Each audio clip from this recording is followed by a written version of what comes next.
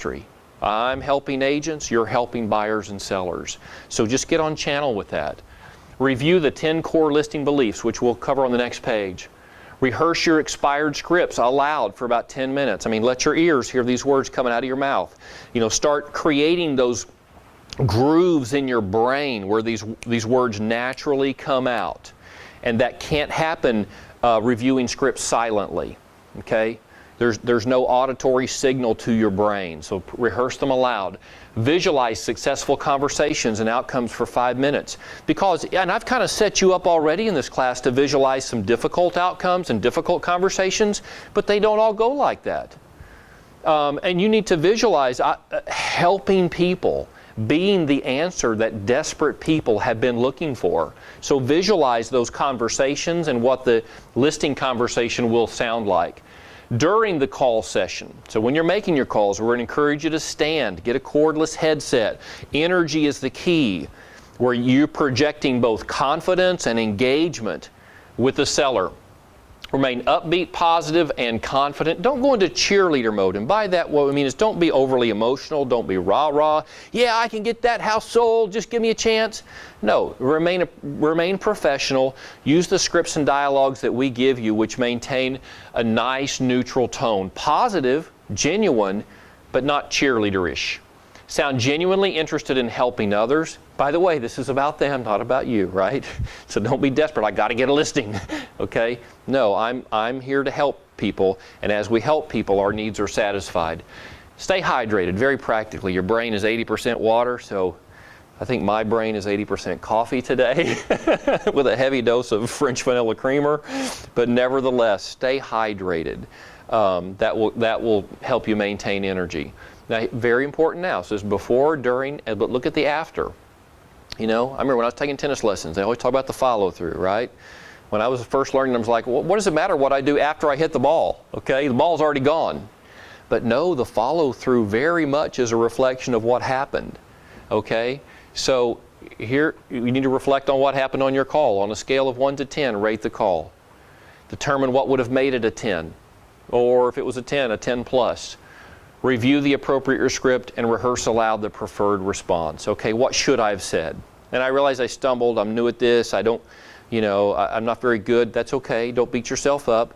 But just before you place the next call, say, okay, how should I have handled that? Okay, rehearse the script aloud a couple times if you need to. Okay? And when you make these calls, get behind closed doors. Don't try to make them in your car driving down the road. Okay, don't do that.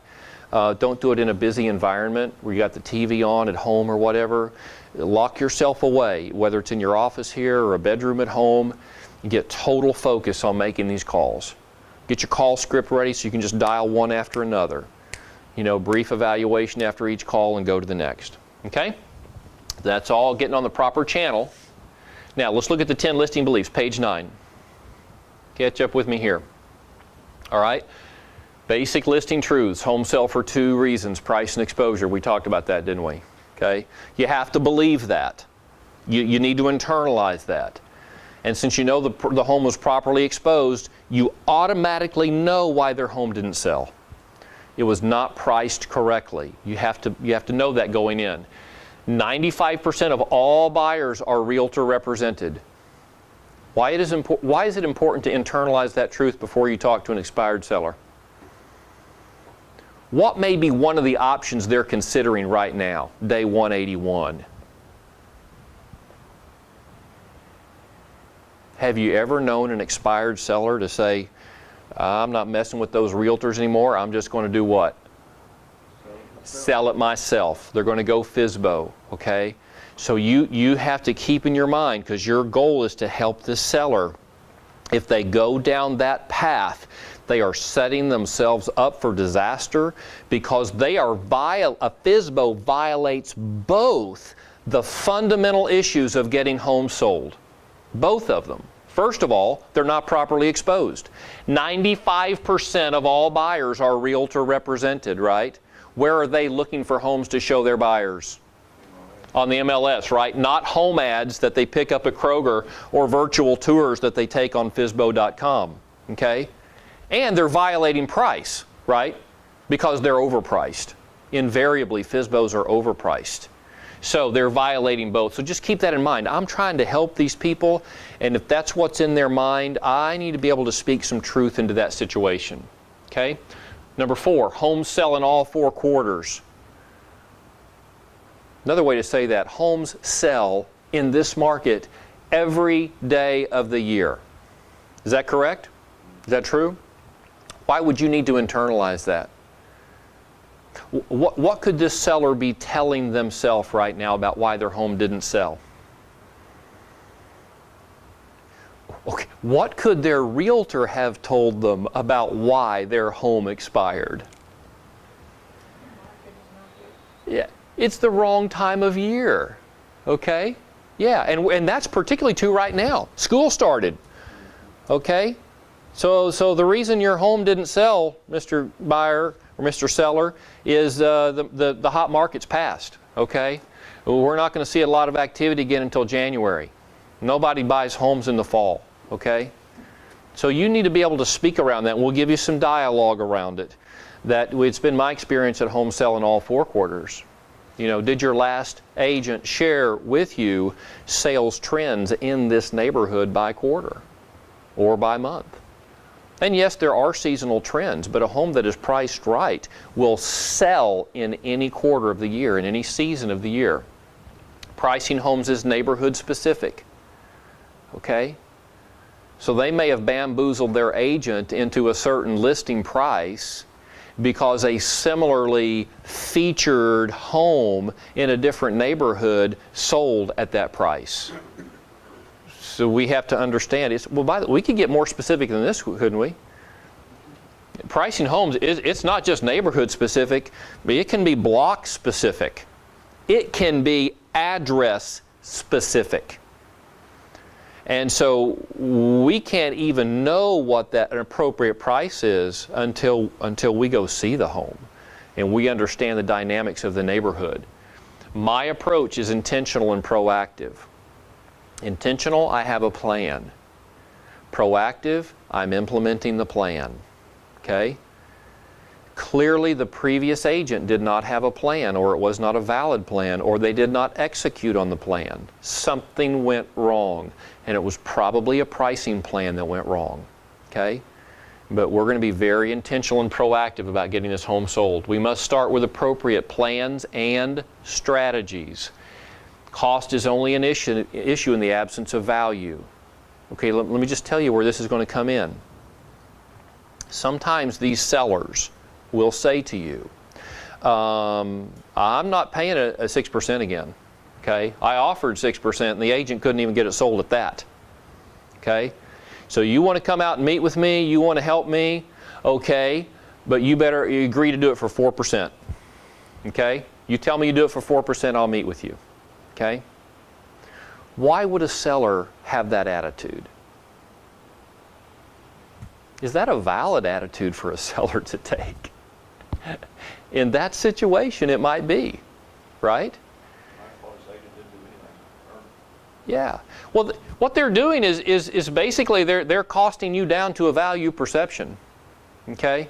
They don't think agent services are worth much. I'll pay you a little bit, but I'm not paying no 6%. Okay? So you have to have in your mind, again, this is a rejection preventer, so you don't take it personally. They're perceiving me and the role that I play right now to be a very low value. Okay?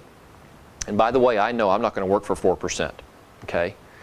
But at the same time, I'm not judging their perception of my value because they've not had an opportunity yet to self-discover my value.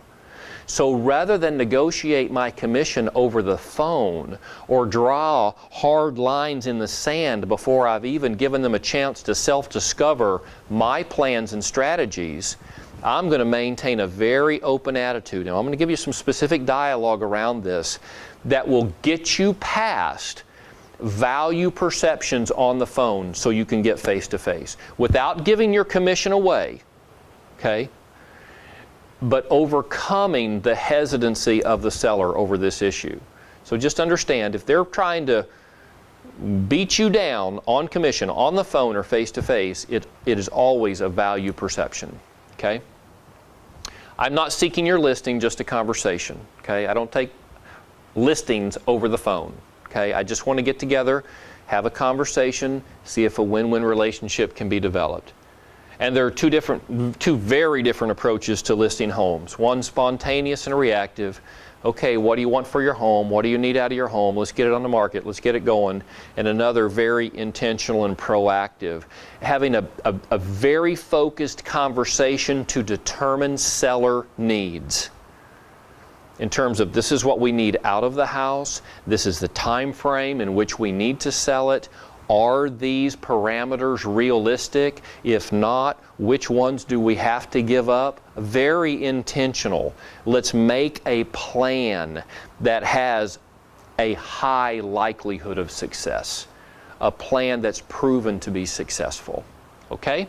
So we're going to encourage you, again, in your warm-up phase, review these truths. Get them internalized so that when you're in the heat of battle, you have some guidelights, you know, to keep you on track and to keep you focused. So you're setting the agenda and not the seller. Okay? All right, so making the call. We've already said they're only going to answer the phone what percentage of the time? 15 on our initial conversion rates. You know, to the dials to talks ratio is only 15%. So most of the time you're going to get a voicemail. So what do you say? Well, here's your first answering machine message, and it just goes like this. Hi, this is Jolly with RE/MAX, and I'm calling in regards to your home for sale. Please return my call at your earliest convenience at this number. Thanks, and I hope you're having a great day. Okay? You've identified yourself, but you haven't really said specifically what you want to talk about other than their home. If they do not call you back, call them again 24 hours later, or at least 12 hours later. If it's a morning call, you can call them back in the evening. Second message. Hi, this is Jolly with RE/MAX, and I specialize in homes that should have sold but didn't. Please return my call at this number so we can discuss other options you have for getting your home sold. Thanks, and I hope you're having a great day. Okay? Now, are you comfortable with that dialogue? Are you comfortable with leaving that message? And specifically, I specialize in selling homes that should have sold but didn't. Okay? What if you're just starting this source? What if you've never sold a home before? Can you say that with integrity? Jolly, you're shaking your head no, and that's why I asked the question, because I think the answer is yes. If you commit to this as a source, okay, this is going to be a primary source of my business. Another way to say that is, this is going to be a primary source of the people that I help. Then yes, you can say that. Go ahead, talk to me. I see it going on inside. Okay? Well, even that is my approach, but I have improved success, so... Yes, that's all right. Is a brain surgeon before they do their first brain surgery? Yeah, they are, right? They've graduated, they've got their credentials, they're ready to go. Well, if the seller is asking, well, can you give me some example? Which houses did you sell, and how did you do that? Yes. What do I say? Yeah, here's what all I would say is, I have recently obtained my real estate license and aligned myself with the finest real estate company in the area, RE/MAX Associates Northeast, and I have been trained within that company as a specialist in selling expired listings. And guess what? You're my first. I'm going to put all my energy into getting this home sold. In fact, the success of selling this home is going to launch my career and set me up for success down the road, so you can believe you're going to get my fullest and best efforts. And if I ever come across something that I don't know the answer to or I can't handle, I've got the best broker in the business, a phone call away, 40 years of experience. So I've got all the resources we need backing me up to get your home sold. Okay? All you have to do is say it with confidence. That's what I was going to say. It's your confidence level. Yes. Because when I was my first listing appointment, when I first started real estate, I had a pretty high confidence level, and I never got the question, how long have you been doing this? Yeah. And that was my biggest fear. Somebody's going to ask me that, and then I was That's right. able to answer a question, and the never, even to today, being in almost 10 years, I still get questions I can't answer. I said, I don't know, I have to research and get back to you. That's right. That was my response. That's right. Today. And people respect that. They don't expect you to be a walking encyclopedia of every bit of real estate knowledge.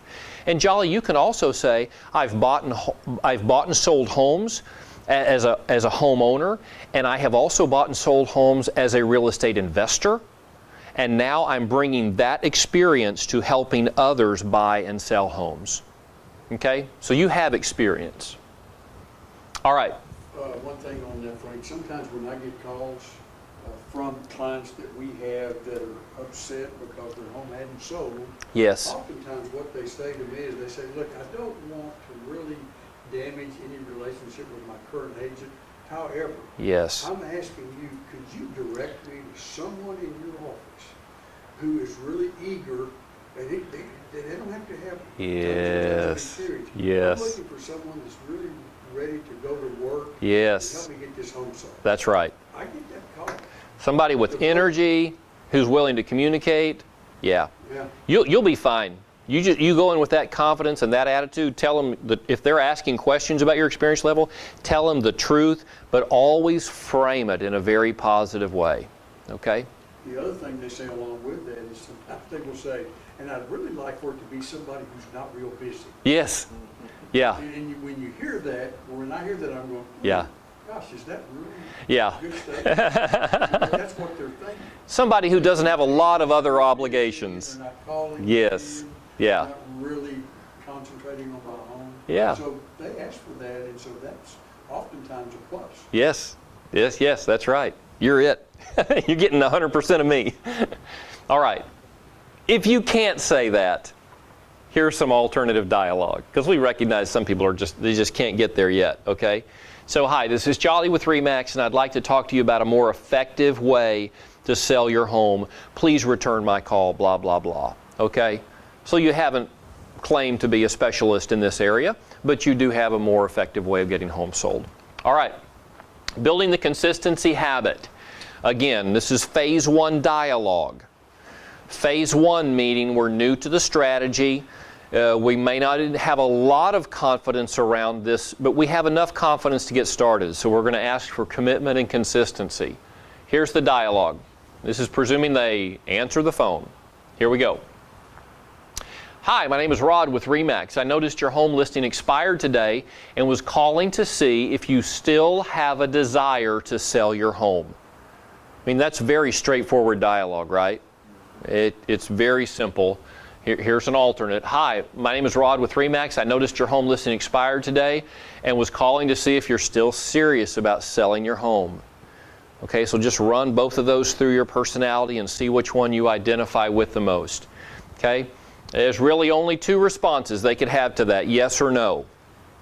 So if it's yes, yeah, I want to sell my home, still want to sell, I'm serious about it. Great, may I set an appointment to come by and share with you a proactive plan for getting it sold?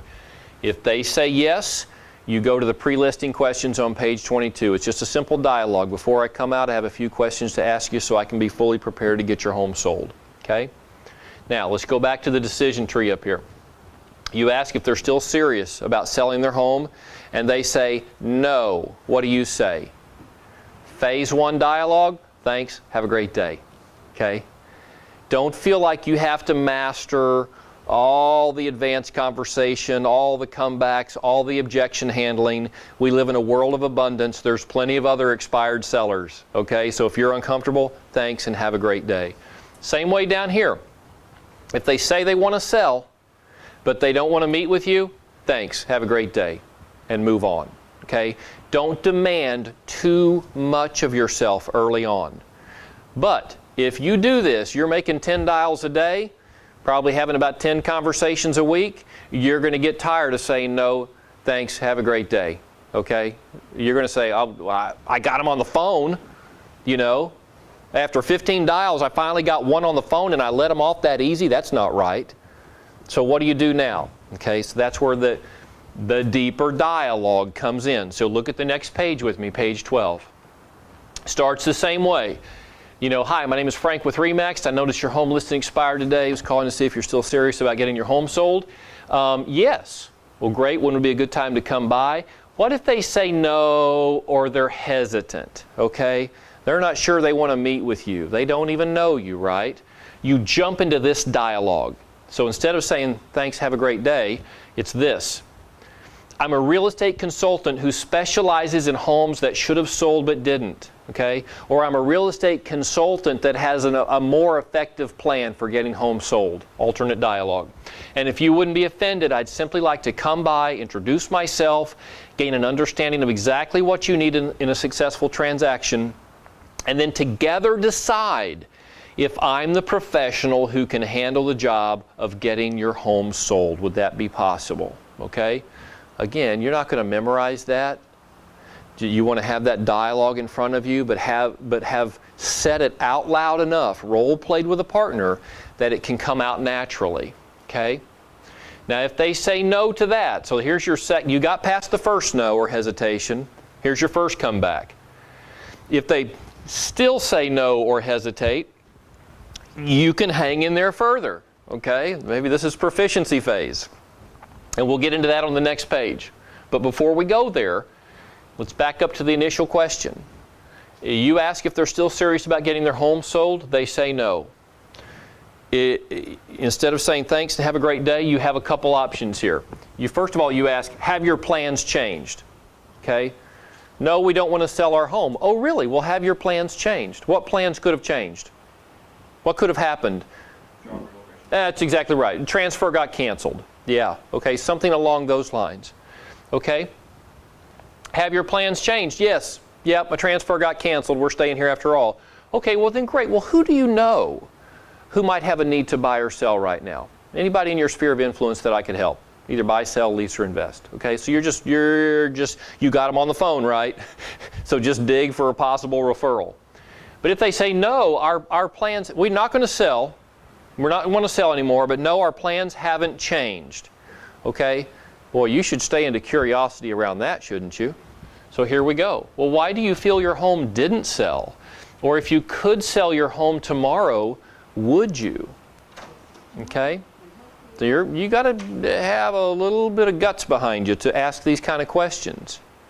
But if you got them on the phone and you're moving from phase one, you want to maximize that. So let's take a look at the next page, and we'll see how these dialogues play out. Okay? So in answer to the question, why do you feel your home didn't sell? They're probably going to say something along the lines of, I don't know. Okay? Or maybe I had a bad agent, or maybe reality at this point, maybe it was priced too high. Okay? So here's some questions that you want to follow up with. Whatever they say, okay? Regardless of their answer to why do you feel your home didn't sell, you want to ask these kind of questions. Well, did you have a lot of showings? I had a bad agent. Okay, well, did you have a lot of showings? Well, the house was overpriced. Did you have a lot of showings? Okay, I don't know why it didn't sell. Did you have a lot of showings? It works to all of them. Okay, what was the feedback from those showings? Did any of the buyers that came through your house buy another home? Okay. So they looked at yours basically and rejected it in favor of another. Did any home like yours sell while yours was on the market? How did you arrive at your price? Do you know the pricing benchmark and trends that exist in that area? Are you aware of any quarterly trends that may exist in your neighborhood? Do you have a price reduction? Did you have a price reduction while your home was on the market? Were you informed of the consequences of pricing high in your neighborhood? And are you aware of the price per square foot ranges of sold and expired homes in your area? By the way, are they going to have answers to these questions? No, they're not. So what's the point of asking them? It's simply to differentiate yourself from their first agent, because they have perceived you to be in an agent role. And by asking these questions, you are allowing them to self-discover that you are quite different, that you are a consultant who is able to help sellers make informed, intelligent decisions. That's what a consultant does. They clarify choices for those that they are consulting. Okay? So their answer is going to be no. And you don't have to ask all these in a string. Okay? Just ask 2 or 3 until you sense that they've gotten the idea that you're speaking a different language, that they're working with somebody different here. So no. So you follow up. Do you think this kind of information could be of value to you in an attempt to sell your home? Okay? Well, if they are halfway intelligent, they're going to say, yeah, I think it would. If I was aware of pricing trends, price per square foot ratios, yeah, that would be helpful. Then, when would be a good time for us to get together and talk through these issues? I have 7 o'clock tonight available. Would that work for you? Close for the appointment, okay? So, why do you feel your home didn't sell? Here's your dialogue around that. Look at the next page with me. Other common seller responses. And these are not responses that you're not necessarily asking for, but when you initiate the conversation, these things might come out of their mouth, okay? When they realize that you are a real estate agent, okay? I wish you realtors would stop calling me. When are you likely to hear that, by the way? After all 4 of us have called. Yeah, that's right. Yeah, the first day their listing expires, right? They're likely to be getting a lot of phone calls. I remember when I was a little boy, and we had a listing expire on our home, and my mother was in it. She was a single mom, and I mean, she got so frustrated. I remember her yelling at a realtor over the phone who said he had a buyer he wanted to bring over to the house. Okay, old strategy. You probably taught that a long time ago, buddy. I remember her screaming, saying, if you got a buyer, you bring him over here right now. Right now. And if you don't ever call me again. That kind of deal, okay? So they may come out with something like that. And you need to be able to speak around it. So here it is. I understand your frustration. You've had 22 agents call you today. I understand. But my intent is not to harass you, but to help you sell your home. So what do you say? Are you open to a more proactive way? Boy, with that language right there, you've just differentiated yourself from everybody else who's called them. Okay? Setting a different tone. Well, we're going to relist with our current agent. Great. Have you signed an extension yet? If they have, hands off. If they haven't, you just continue with the dialogue, okay, that we've already introduced and we'll continue to share with you. Don't give up. We're going to take it off the market, okay? We're going to a little cooling off period. A lot of sellers believe that's what's going to happen. Yeah, my home got kind of tainted. I'm going to take it off, then relist, and it'll be all fresh on the market, okay? By the way, where do they hear that kind of stuff? Who teaches them that? Agents do. Yeah, that's right. Yeah, yeah. That's old school stuff right there. With cumulative days on the market, that stuff doesn't sell anymore. Okay, so here's a great comeback. Well, if you could sell your house in the next 30 to 45 days, would you? Okay? What might they say to that? Here we go. Are you saying you can sell my house in 30 to 45 days? Well, what's the answer? Quick answer. Could you do that? Could you sell their house? Somebody say yes. Yes. There you go. Yes, you could. But here's our response. Here's what we're actually going to say. I could sell it in 30 to 45 days. No question about it. However, I would first want to make sure the plan we implement falls well within your definition of a win. Okay? What does that mean? We know we could sell that house if we price it right.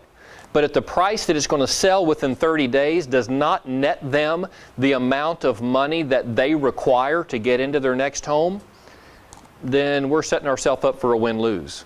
Okay? So yes, I can sell it, but we need to have a conversation to make sure that what I could sell it for would fall within your definition of a win.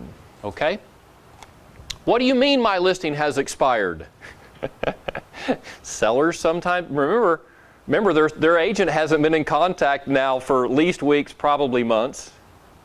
The sign may still be in the yard. The agent may not even be aware that it has expired, okay? They've moved on. Okay, the MLS shows your home to be no longer available for sale. Do you have a copy of your listing agreement? When was the last time you heard from your agent? Okay, here's another thing they might say. My realtor told me it was the wrong time of year. Okay, well, it's been my experience that homes sell in all 4 quarters. Did your agent show you the quarterly trends for your neighborhood? Would you see value in that kind of information? Okay, here we go. Here's to my mother's issue. Do you have a buyer for my house? Okay, not currently.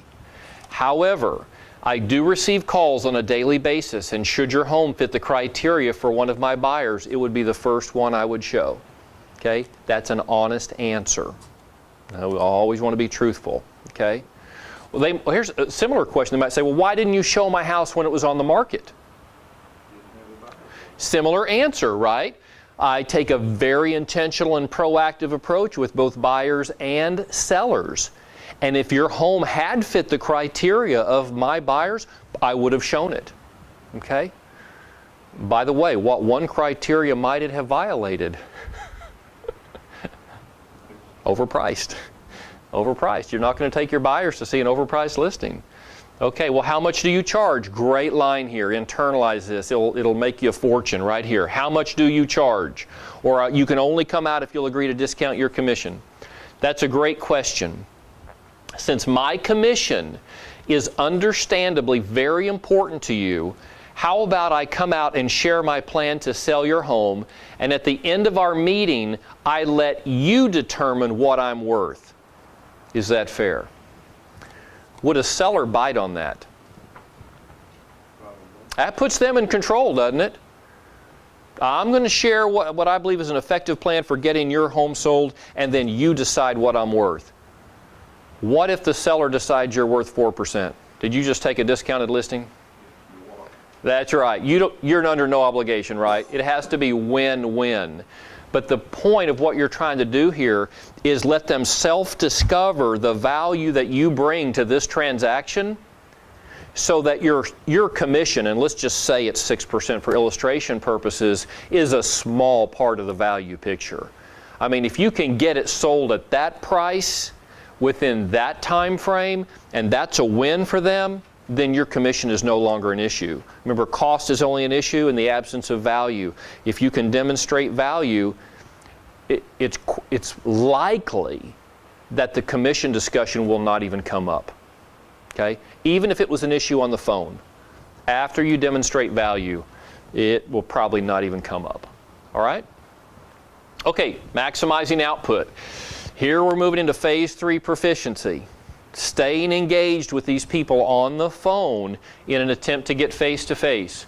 Power phrases are designed for very aggressive realtors. That doesn't mean pushy, it doesn't mean obnoxious, it just means absolutely committed realtors. And have proven to be the most effective method for closing overly stubborn expired sellers. Okay? Do y'all remember the book that came out a couple years ago called Go for No? Dave Liniger was pushing it, they passed it out at the convention.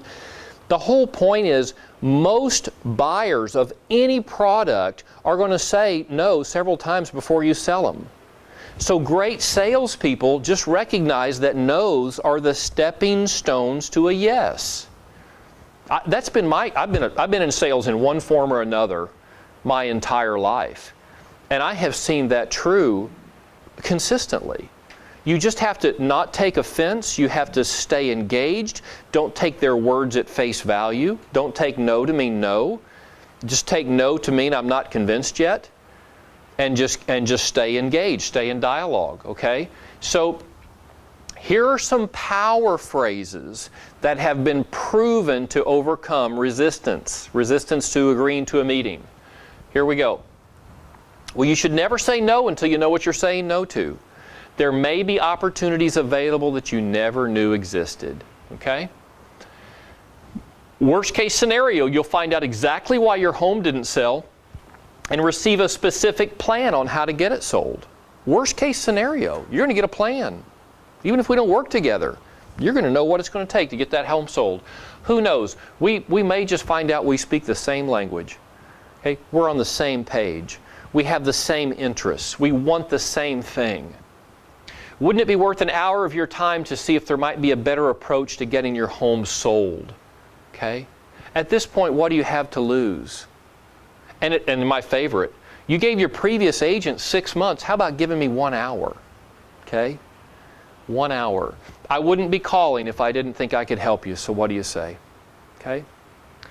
Now, what we're going to teach you when these are called power phrases, and you don't want to throw one out there and then wait for a response. What we coach you is to stack power phrases. And that means you use them one after another with a slight pause in between until the seller says, okay, great, all right, let's do it. So it goes like this. Well, you should never say no until you know what you're going to say no to. I mean, after all, there may be opportunities available that you didn't even know exist. Slight pause. Worst case scenario, you'll find out exactly why your home didn't sell and receive a specific plan for getting it sold. Who knows? We may just find out we speak the same language. I mean, wouldn't it be worth an hour of your time? You see what I'm saying? You're just hanging in there, hanging in there. You're pausing slightly to let them say, okay, all right, and then just keep rolling. I mean, I wouldn't be calling if I didn't think I could help you, so what do you say? How about tonight at 7? Would it be okay if I came by? Just stay in there. All right, stacking power phrases. What we've given you on the next few pages are examples of what I just did. And I'm not going to go through every one of these, okay, and read them out loud. But I want you to see that for every possible response that you could hear from an expired seller, there's a way to stack these, to introduce and then stack these phrases in a highly effective manner. And what I would recommend is that if you identify expireds as a source where you're going to commit yourself to and build your business, then I would take these pages and I'd have them blown up a little bit, maybe 11 by 17, and I'd go into my lead generation room, whether that's a bedroom or an office or whatever, and I would pin up these dialogues on the wall. You know, I'd have my voicemail dialogues, I'd have my introductory dialogues, I'd have my overcoming objections dialogue, my power phrases, stacking dialogues, and that way you can just roll into one however it's appropriate. There's no way you can memorize all this stuff. You just want to internalize it to the point where you can say it naturally. And having those scripts posted will help you do that, okay? By the way, the best agents do that.